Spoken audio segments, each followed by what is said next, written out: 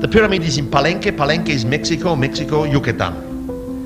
In 1949, this was all covered with trees, bushes, and so on. You see here the next pyramid, which is still not discovered. Then they found up here a few holes in the ground. Well, that was curious. A big platform was cut out here at this place, and inside they saw the beginning of a stairway. Only the beginning, the first step, because all the rest was full with large stones. It took 3 years to bring these stones out here. They finally ended 3 meters below the pyramid in the ground. And they stand before a door which had the shape of a triangle. Brutally, this door was opened. Now they realized again the shape of a room. But they could not enter the room at that time, because the room was completely covered with stalagmites. Stalagmites? Yes, okay. All these stalagmites were cut off. Now they stand on the ground. There was a large, big stone. This piece is 3 meters 80. It's bigger than the screen. 3 meters 80, 2 meters 20. Its weight is 10 tons. It's one block. And here chiseled on the block, an incredible representation.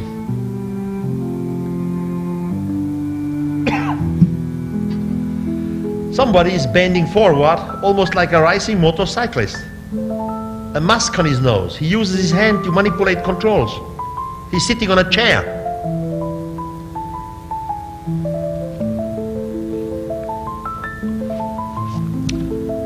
He's surrounded by a frame. You see it up here, and it's coming in here.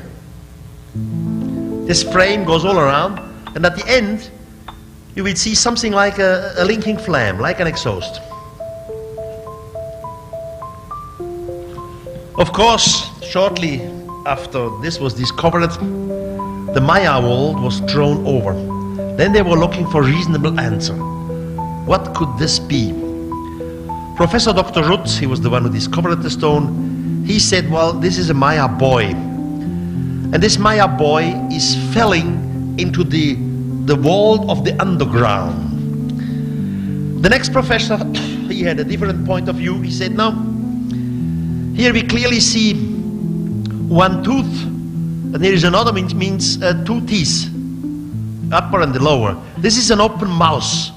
It's the mouth of the underground monster. This monster is called Xialba. So this high priest is falling into the underground. But he added, as everyone can clearly see here, we have the cross of life, which means death and life are assembled together.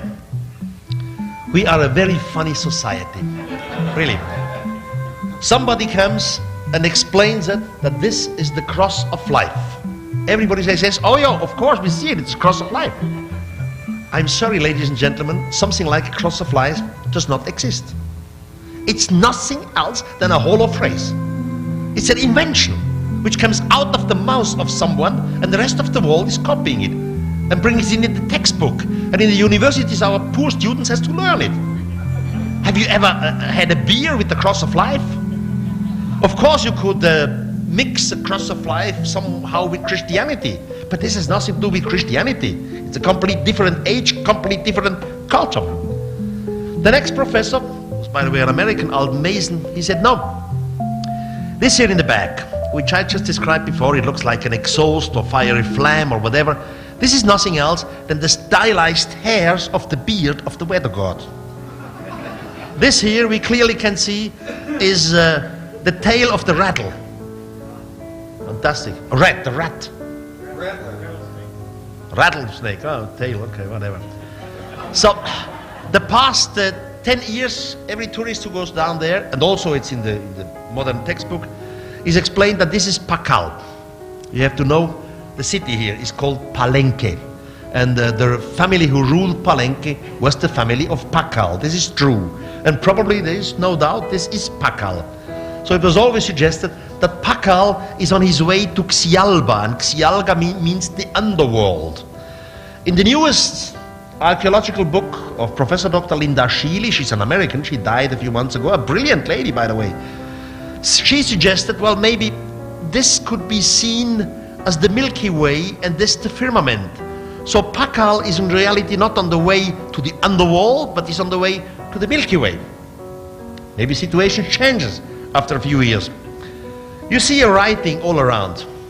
These are called glyphs, Maya glyphs. Some of these glyphs are known. For example, we know exactly the Maya calendar.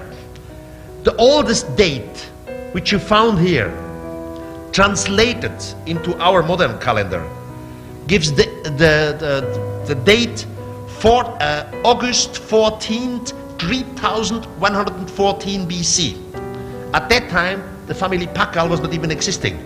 The Mayas did not exist. August 14, 3114 in our calendar dates. So many things are still controversial. Okay, even if this Pakal, I agree maybe, this Pakal, good. But what is he doing in this silly possession? Now, I have been accused, and still am accused, that it is not correct to show to the public this plate in this form you see it, you know, in this enlarged form. Because in fact, the entry, when you come down the stair, is from this side. So it has been said, we should turn this tombstone on the other side, which would give a complete different opinion. Looks like this now. Now, as soon as I see this, I of course have my inspirations, because I travel every year still about 100,000 kilometers in flight. And when I see something like this, I said to myself, now come on. I saw this before, 20,000 kilometers away, far away, in Asia. Jetzt muss dann das Dings wechseln schnell. In Asia, doesn't matter if you are in India or in Java or whatever, you always will find the architectural form, the temple form of the stupa. You will just see a stupa. Hast du es drin? Okay, I tried. Okay. This is a stupa here. This temple here is the Borobudur in Middle Java. It's composed of over 144 stupas. In Buddhism, the stupa has different meanings. But we do not need Buddhism, because this form, the architectural shape, is older than Buddhism. It dates back to the predecessors of the Buddhism, which were the Jainas, the religion of the China. And among the Jaina, the stupa had only one meaning. The stupa was a chariot to the gods. They believed when a priest wanted to reach the world of the gods, he had to make special washings, cleanings. He had to put special clothes on, and then he had to climb into this stupa. In fact, in every stupa, somebody is sitting. Now, because this is a Buddhistic temple, you see young Buddha in here. And what is he doing here? With his elbows and his hands, he's manipulating some control. Because the belief was, once he is in the stupa, and he wants to reach the world of the gods, he has to do special symbolic movements with his hands. Now let's go back to Mexico, where we just were before. If you look at this way, here you have the tower of the stupa. You have the shape like the bell of the stupa.